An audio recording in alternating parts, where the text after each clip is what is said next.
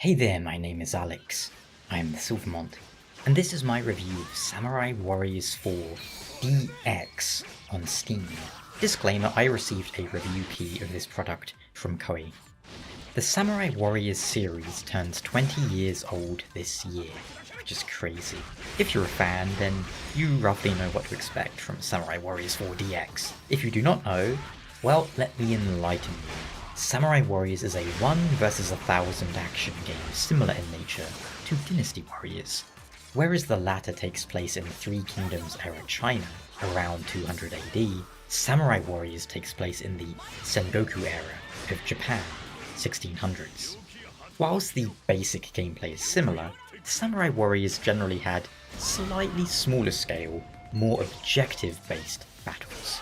Samurai Warriors 4 doesn't require you to have played 1, 2, and 3, as most of these titles generally are all telling the same portions of history in different ways, the same story again.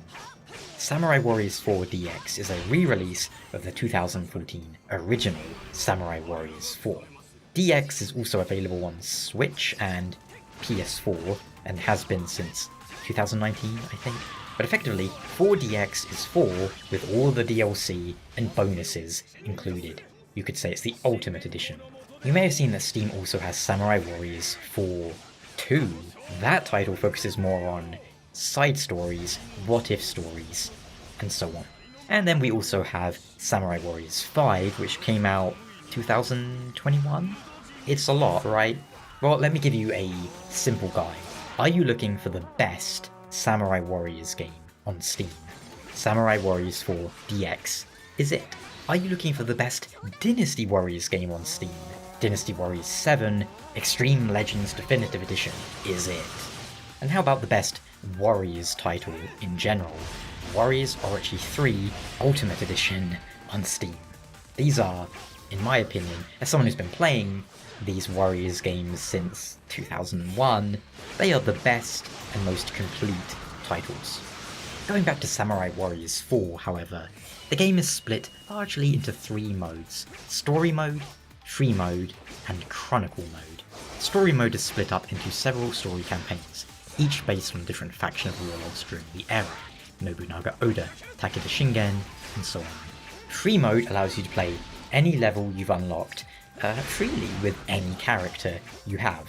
Chronicle Mode is a sort of journey across Japan, keeping a chronicle of all the characters and warlords you encounter kinda mode that you can use a created character for. The game does have create a character.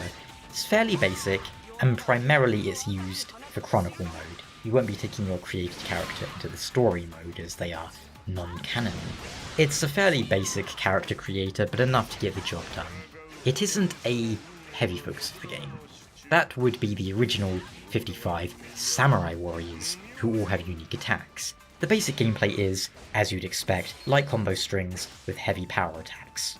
However, different characters have different attack methods and favour different types of combos.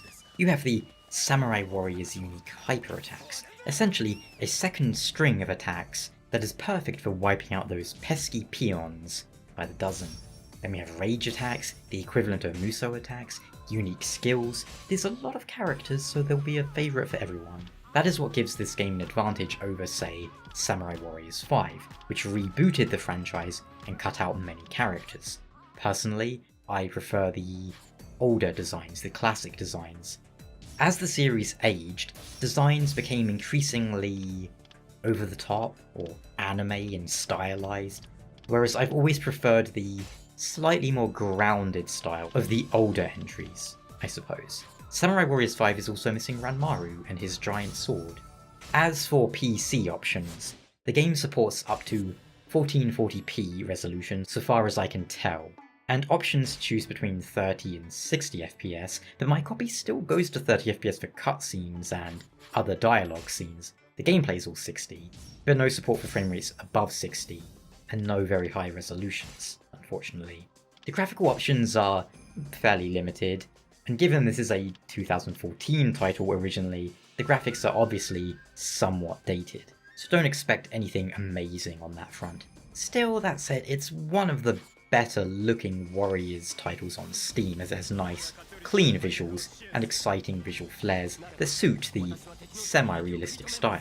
However, the price is unfortunately too high for a re-release of a 2014 title, if you ask me. Even if it does come with all the DLC, Dynasty Warriors 7 XLDE is the equivalent for Dynasty Warriors and comes in at a far more appealing budget price point. Warriors Orochi 3 Ultimate is also cheaper and has an incredible amount of content. So in terms of bang for your buck, Samurai Warriors 4 DX is inferior to both titles. Worth playing if you enjoy the story of Samurai Warriors, but it might be better to wait for a sale. The game does have online co-op for modes, however, which might impact your decision. Because if I remember correctly, Warriors Orochi 3 on Steam does not have online co-op, only split screen local, whereas Warriors Orochi 4 does. If you love Samurai Warriors, then grab it on a sale, but if you're just after a great Warriors title in general, Orochi 3, as you have more of everything for less price. Either way, I hope this review has been useful or entertaining, and if you've any Warriors related questions, feel free to ask. I'm one of very few Warriors experts on the planet, because for whatever reason, I've spent a lot of my life bonking peons by the thousand.